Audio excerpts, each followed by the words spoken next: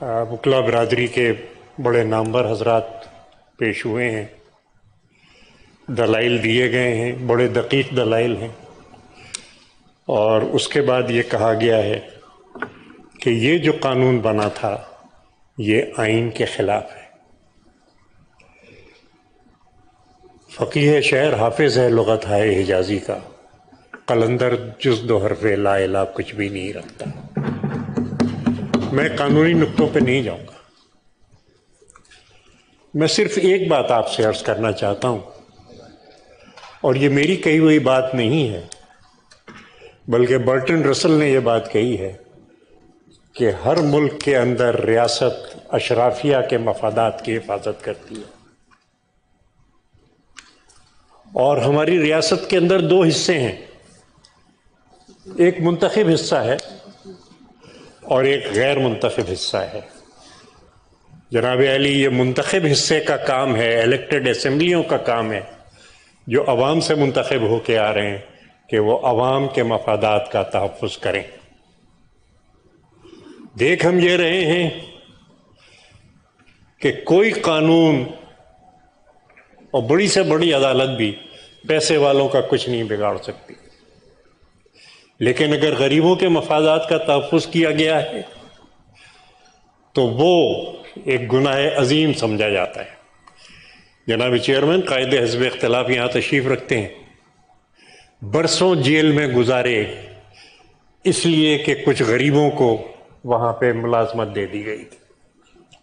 یہاں 20-20 لاکھ اور 25-25 لاکھ ماہانہ پہ نوکریاں دی جاتی ہیں، ملازمتیں دی جاتی ہیں، اور کوئی انگلی نہیں اٹھا سکتا۔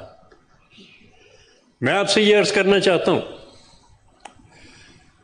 کہ مملکت کے غریب یا تو پارلیمنٹ کی طرف دیکھتے ہیں یا پھر وہ دیکھتے ہیں عدلیہ کی طرف، اور ہر چند کے عدلیہ نے ماضی میں نظریہ ضرورت کے تحت ملکوں کو آمریتوں تک کو جائز دیا ہے، قرار دیا ہے،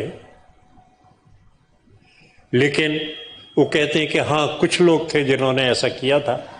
جو ہمارا عدالتی نظام ہے وہ ہمارے مفادات کا تحفظ کرے گا، لیکن اس فیصلے سے یہ لوگ نا امید ہوئے۔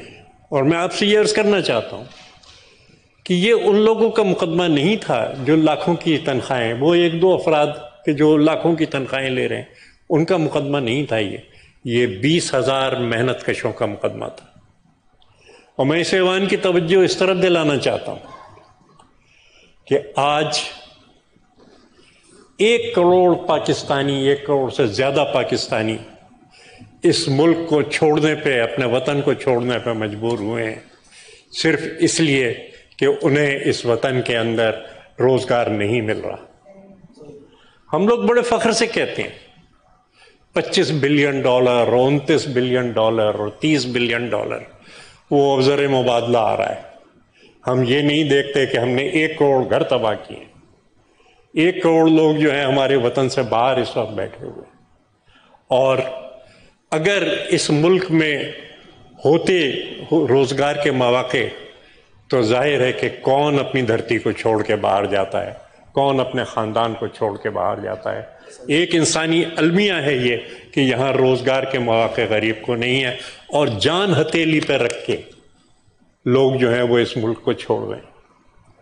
اور میں اپنی معزز عدلیہ کا بصد احترام توجہ دلانا چاہوں گا کہ آئین میں آرٹیکل 38 بھی ہے، اور آئین کا آرٹیکل 38 وہ کہتا ہے کہ promotion of social and economic well being of the people.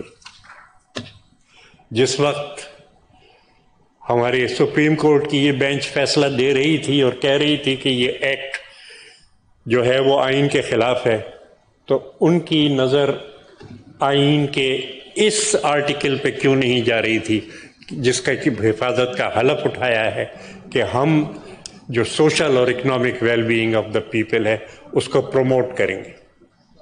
جناب علی، بہت سے آرٹیکل ہیں، Islamic way of life article 31، اور اسلام کیا سکھاتا ہے؟ عقیدہ توحید کیا ہے؟ عقیدہ توحید یہ ہے کہ ہم آزاد ہیں، ہم میں بھائی چارہ ہے اور ہم میں مساوات ہے۔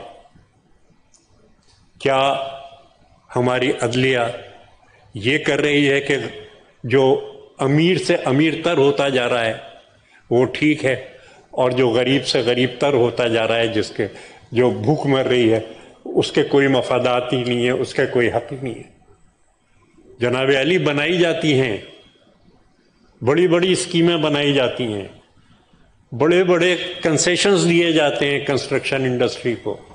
ہاں صاحب 50 لاکھ کا فلیٹ لے لیں، کیا اس ملک کی زمین پہ کسی غریب کو گھر بنانے کا حق نہیں ہے؟ کیا یہ زمین حکومت نے بنائی ہے؟ کیا یہ زمین عدلیہ نے بنائی ہے؟ کیا یہ زمین اس پارلیمنٹ نے بنائی ہے؟ یہ اللہ کی زمین ہے۔ اس پہ اگر غریب کو رہنے کا حق حاصل نہیں ہے تو حالات زیادہ سے زیادہ خراب ہوں گے۔